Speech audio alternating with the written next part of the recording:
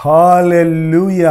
మన ప్రభువైన యేసుక్రీస్తు నామములో మరొకసారి మిమ్మల్ని అందరినీ పలకరించడానికి దేవుడు ఇచ్చిన సందేశాన్ని ఈ నూతన సంవత్సరంలో కూడా మీకు అనుదినము అందించడానికి ప్రయాసపడుతున్నాం, ప్రార్థిస్తున్నాం. ప్రభు ఇచ్చిన సందేశాలతో రోజు మిమ్మల్ని ఆధ్యాత్మికంగా బలపరచడానికి ఎంతో ప్రార్థనాపూర్వకంగా మేము ఎదుగు వస్తున్నాం. మీరు కూడా ఆశతో వింటున్నారు, ఎదురు చూస్తున్నారు అని తెలిసి ప్రభువును స్తుతిస్తున్నాను. రండి, మరి ఎంత త్వరగా ఇంతలోకే ఈ నూతన సంవత్సరంలో 3వ రోజుకు వచ్చున్నాము. దేవుని మాటలు విందాం. ప్రార్థన. పరిశుద్ధుడ, నీకు వందనములయ్యా. మరొక సంవత్సరం ఇచ్చావు, మరొక రోజు ఇచ్చావు. నీకు వందనములయ్యా. నిన్ను స్తుతిస్తున్నావయ్యా. ఈ సంవత్సరంలో నీ ప్రణాళికలు మా పట్ల ఏమై ఉన్నవి, నీ తలంపులు ఏమై ఉన్నవని ఎరిగి నీ యందు ఆనందించుటకు, నీవు ఆశించిన స్థాయిలో జీవించుటకు ఆ ఒక్కొక్కరికి సహాయం చేయమని క్రీస్తు నామములో అడుగుచున్నాను తండ్రి. ఆమేన్.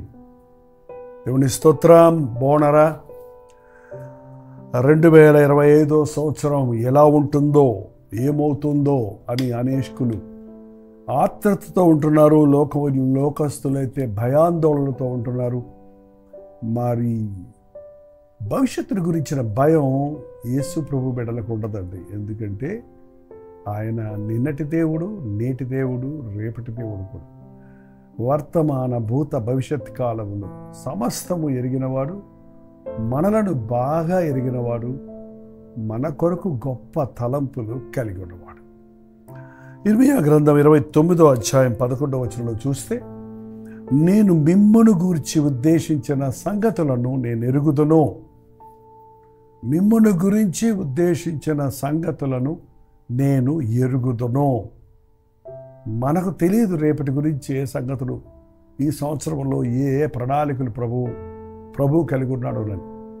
కానీ ఆయనకి మన గురించిన, మన కొరకు ఉద్దేశించిన, ఆయన ఏర్పాటు చేసిన, ఆయన అనుకున్నది ఆయనకి తెలుసు. హల్లెలూయా. రాబో కాలమందు మీకు నిరీక్షణ కలుగునట్లుగా అవి సమాధానకరమైన ఉద్దేశములే గాని హానికరమైనవి కావు. రాబో కాలమందు మీకు నిరీక్షణ కలుగునట్లు, ఇంకా నిరీక్షణతో దేవుని యందు ఆశతో మనం ఎదురు చూచున్నట్లు, బ్రతుకున్నట్లు మన కొరకు ఆయన కలిగి ఉన్న తలంపులు సమాధానకరమైనవి, మేలుకరమైనవే కానీ హానికరమైనవి కావు. దేవుడు ఎప్పుడు కీడు చేసేవాడు కాదండి. ఆయన మేలు చేయు దేవుడు, ఆయన మంచి చేసే దేవుడు, ఆయన ప్రేమించే దేవుడు కనుక ప్రేమలో ఎప్పుడు హాని తలంపు ఉండదండి. దేవుని ప్రేమ మన పట్ల అపారమైనదిగా ఉన్నది కనుకనే మన తల్లి గర్భములో మనం ఉన్నప్పుడు ప్రారంభించిన ఆయన ప్రేమ మనం ఈ లోకములో జీవించినంత కాలము చెప్పాలంటే ఆయన రాజ్యం వెళ్ళే వరకు ఆయన మన కొరకు అనేక సంగతులు ఉద్దేశించాడు. చూడండి, మన బిడ్డలు పెరుగుతుండగా వారి కొరకు మనం ఎన్నో ప్రయాసాలు పడుతున్నాం, సిద్ధపడుతున్నాం. ఒక ఏజ్ వచ్చిందంటే వారికి నామకరణం చేయాలి, వారికి అన్నప్రాసం చేయాలి, వారికి అక్షరాభ్యాసం చేయాలి, వారిని కాలేజీలో చేర్పించాలి, వారిని ఇతర దేశాలకు పోస్ట్ గ్రాడ్యుయేషన్కి పంపించాలి. ఎంతోమంది వాళ్ళ తల్లిదండ్రులు ఎన్నెన్నో ఆశలు పెట్టుకున్నారు. నా కుమారుడు గొప్పవాడవ్వాలి, నా కుమార్తె గొప్పదవ్వాలి.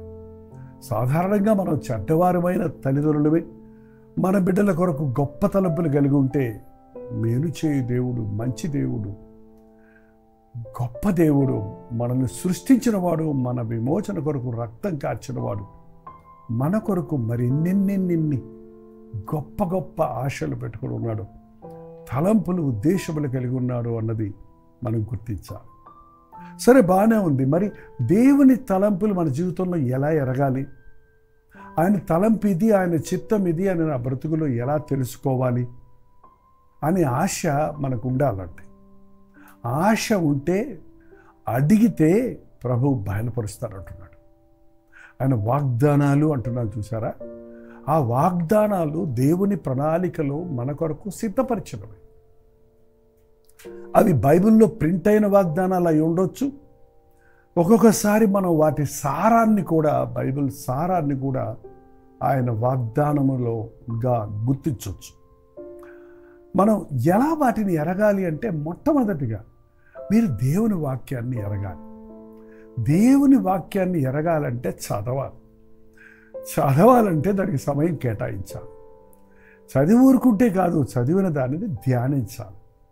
ఎంతగా మనం దేవుని వాక్యాన్ని ధ్యానిస్తుంటామో అంతగా దేవుని మనస్సును మనం ఎరగలుగుతాం. ఆయన ప్రణాళికలను మనం ఎరగలుగుతాం. ఆయన చిత్తాన్ని మనం ఎరగలుగుతాం. ఆయన అందరి పట్ల కొన్ని కామన్గా ఆయనకున్న చిత్తం ఉంది.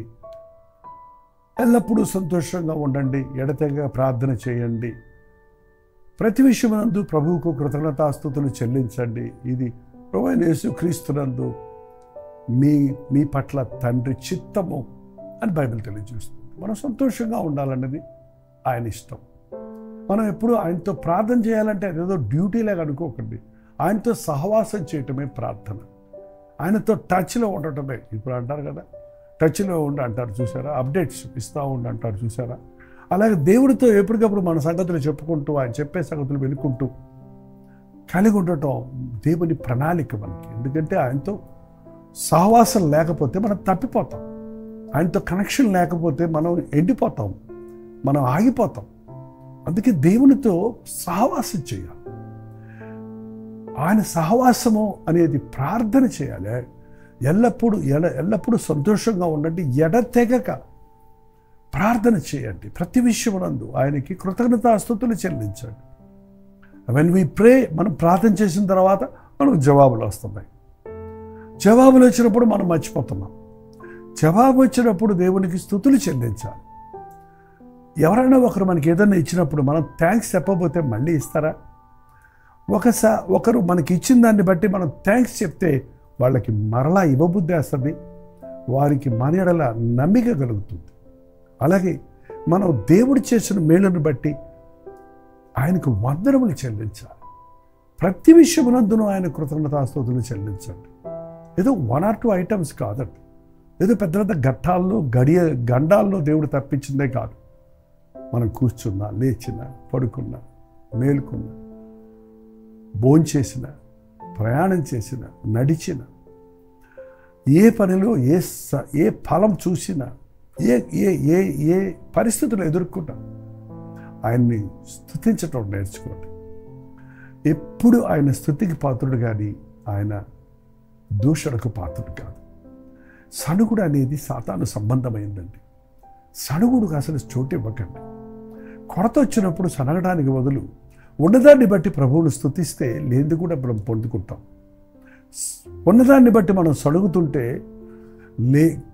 లేనిది మనకు దొరకదు సరిగదా, ఉన్నది కూడా పోగొట్టుకుంటాం. కలిగిన ప్రతి వానికి ఇవ్వండి, లేని వానికి ఉన్నది కూడా తీసేయమన్నాడు కదా ప్రభు. అలాగే మనం ఈ రోజుల్లో దేవునితో సహవాసం చేస్తూ ప్రభువుని స్తుతించాలి. అది అందరి పట్ల కామన్గా ఉన్న దేవుని చిత్తం. ఎల్లప్పుడూ సంతోషంగా ఉండటం, ప్రత్యేక ప్రార్థన చేయటం, ప్రతి విషయంలో కృతజ్ఞతాస్తుతులు చెల్లించడం. అంతేకాకుండా తెస్సలోనికీయులకు రాసిన పత్రికలో మరో మాట ఉంది, పరిశుద్ధత యందును ఘనత యందును తన ఘటమును ఎలా కాపాడుకొనవలెనో ఎరిగి ఉండుటయే దేవుని చిత్తం.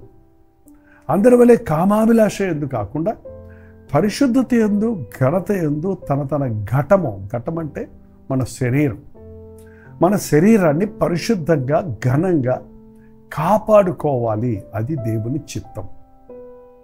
మీ దేహము దేవుని ఆలయమై ఉన్నది. మీ దేహాన్ని పాడు చేస్తే నేను మిమ్మల్ని పాడు చేస్తానన్నాడు. ఇంకో విధంగా చెప్పాలంటే దేహాన్ని పాడు చేసుకున్నవాడు రోగాల పాలు అయిపోతున్నాడు కదా, ఆయుష్ తగ్గిపోతుంది కదా. మన దేహం దేవుని నిమిత్తమే కానీ పాపం నిమిత్తం కాదు. కాబట్టి దేవుని కొరకు బ్రతుకు. ప్రతిరోజు నువ్వు దేవుని చిత్తంలో ఉన్నావా లేదా అని పరిశీలించుకోవాలంటే నీవు దేహంతో చేసే పనులు దేవునికి అంగీకారంగా ఉన్నవా లేవా, దేవునికి ఇష్టమైనవా లేవా అనేది నీవు పరిశీలించుకోవాలి. అల్లరితో కూడిన ఆటపాటలు, అల్పకాల పాప భోగాన్ని కొరకు కక్కుర్తిపడే జీవితాలు, మద్యముతో, మత్తు పదార్థాలతో, కామ సంబంధమైన కార్యాలతో మనం మన జీవితాన్ని పాడు చేసుకుంటున్నప్పుడు దేవుని చిత్తానికి వ్యతిరేకంగా పోతున్నామండి. అందుకని దేవుని ఎడల భయభక్తులు కలిగి దేవుని చిత్తాన్ని ఎరిగి, ఆయన చిత్తం మన పట్ల కఠినమైంది కాదే, కష్టమైంది కాదే. ఆయన కోరేది మనల్ని ఏదో బాధ పెట్టడానికి కాదే. మీరు సంతోషంగా ఉండమంటున్నాడు కదా, నాతో సహవాసం చేయమంటున్నాడు కదా. మీరు స్తుతిస్తూ సంతోషంతో గంతులు వేస్తూ జీవించండి.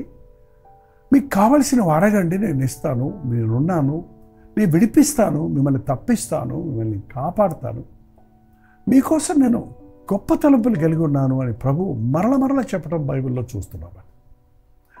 మీ చదువు విషయంలో కానీ, మీ ఉద్యోగం విషయంలో కానీ, మీ కుటుంబం విషయంలో కానీ, మీ బిడ్డల విషయంలో కానీ, ఏదైనా సరే యేసయ్య చేసేది అభివృద్ధే కానీ క్షీణత కాదండి. మరి మనం క్షీణించిపోతున్నామంటే దానికి కారణం దేవునితో సహవాసాన్ని పోగొట్టుకున్నాం అన్నమాట. మనం పాడైపోతున్నామంటే కారణం దేవునికి మనం మన శరీరాన్ని, ఆత్మను సమర్పించుకోలేదన్నమాట. మనం దేవునికి దూరం అయిపోతున్నాం కాబట్టి, దేవునితో ఉన్న సంబంధం తెగిపోతుంది కాబట్టి లోక పాశాలు, పాప పాశాలు మనల్ని పట్టుకొని మనల్ని ఒత్తిడికి గురి చేస్తూ ఉన్నాయి. చాలామంది జీవితంలో సంతోషంగా ఉండలేకపోతున్నారు కదా. కాసేపు సంతోషం ఉంటారే కానీ ఎవరు తీసివేయలేని ఆనందం ఉందని ఎంతమంది చెప్పగలరు?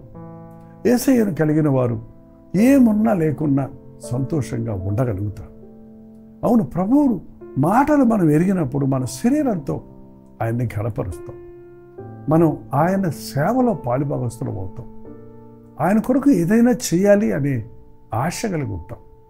దేవునికి మహిమ తెచ్చే, ఇతరులకు ప్రయోజనకరమైన కార్యాలు చేస్తాం కానీ మనల్ని మనమే హెచ్చించుకునే స్థితిలో దిగజారిపోం.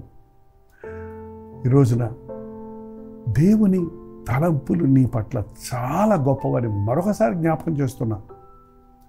నా పట్ల దేవుని తలంపులు ఏంటి అని మీరు అడిగితే నేను చెప్పలేను, కానీ మీరు మోకాళ్ళ మీద పడి ప్రభువుని అడిగితే స్పష్టంగా తన వాగ్దానాల ద్వారా, తన స్వరము ద్వారా, తన చిత్తాన్ని మీకు బయలుపరుస్తాడు.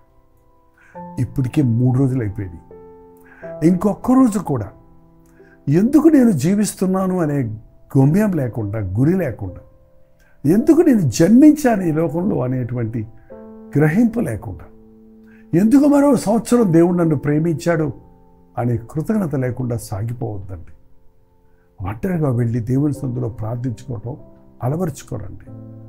వ్యాయామము శరీరముకు ఎంత అవసరమో ఆరోగ్యంగా ఫిట్గా ఉండడానికి, ఆధ్యాత్మికంగా మనం ఫిట్గా, స్ట్రాంగ్గా అపవాదిని ఎదిరించగలిగినట్లుగా ఉండడానికి ఆధ్యాత్మికమైన అభ్యాసం, ప్రార్థన, బైబిల్ పఠనం, దేవునితో సహవాసం చేయటం, దేవుణ్ణి స్తుతించటం, ఉల్లాసంగా ఉండటం అంత అవసరమైంది. ఏడవలసిన పని యేసయ్య బిడ్డలకు లేదండి. ఇఫ్ ఎట్ ఆల్ మనం ఏడిస్తే మనం చేసిన తప్పుల కొరకు పశ్చాత్తాపంతో దైవచిత్తానుసారమైన దుఃఖము కలుగుతుంది, కానీ ఏదో సింపతితో లోకంలో ఉన్న వాటిని తలంచుకొని అవి లేవని ఒకలాంటి శారీర సంబంధమైన దుఃఖం మనకి మంచిది కాదు. అందుకే ప్రభు చెప్పాడు, నీ దుఃఖమునకు ప్రతిగా నేను పూదండం ఇస్తాను, నీ కన్నీటిని తుడిచి నీకు ఆనంద బాష్పాలను ఇస్తాను. కాబట్టి ఈ నూతన సంవత్సరంలో ఏడవద్దండి. అనవసరమైన వాటి కోసం ఏడవద్దు. ఎవరో ఏదో అన్నారని ఏడవద్దు.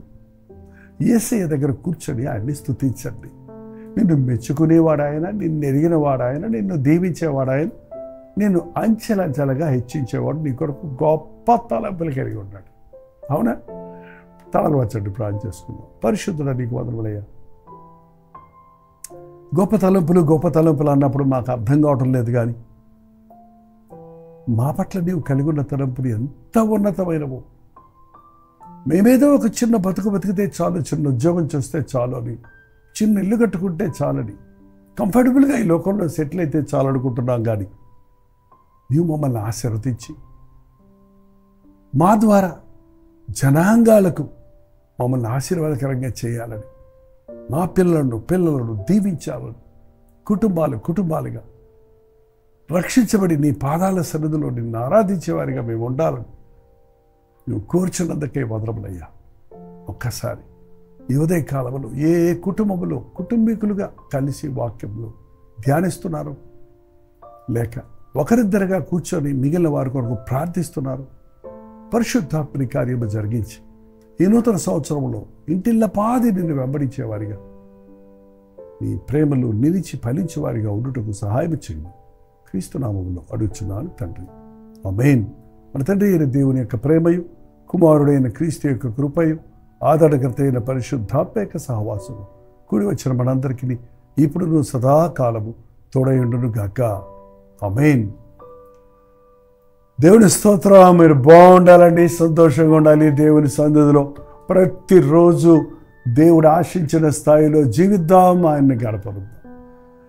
మీకు దేవుడు చేసిన మేళ్ళ గురించి 954041 నెంబర్కి 91001008 నెంబర్కి ఇతర దేశాల్లో ఉంటే వాట్సాప్ ద్వారా తెలియజేస్తూనే ఉండండి. మీ ప్రార్థనా భారాలు కూడా పంపించండి, మీరు కూడా ప్రార్థించండి. దేవుడు తన అద్భుత కార్యాలు జరిగిస్తాడు. ఇవాళ శుక్రవారం కదండి, మరి చాలామంది ఇప్పటికే చాలా అలసిపోయాము. Christmas, watch night service, new year service తర్వాత అని రిలాక్స్ అయిపోతున్నారు. కానీ ఇప్పుడే మనం చేసిన తీర్మానాలు, దేవుడు మనకి ఇచ్చిన వాగ్దానాలు మనలో నిలబడాలంటే మనం ఉపవాసంతో దేవుని సన్నిధిలో గడపడం చాలా ప్రాముఖ్యమైనది. కనీసం 3 రోజులు ఉపవాస ప్రార్థన కల్వరి చర్చిలో చేయడానికి మేము తీర్మానించుకుంటున్నాం. లైవ్లో ఉన్నవారు మీరు కూడా మాతో పాటు 9 గంటలకి ఏకీభవించవచ్చు. యథావిధిలో కల్వరి ప్రతిధ్వని కార్యక్రమ సమయంలో యథావిధిగా మధ్యాహ్నం 3 గంటలకి హెచ్చరిక, అలాగే రాత్రి 9 గంటలకు కల్వరి ప్రతిధ్వనిలో మళ్ళీ కలుసుకుందాం. అంతవరకు దేవుని మహాకృప మీ తోడైన గాక.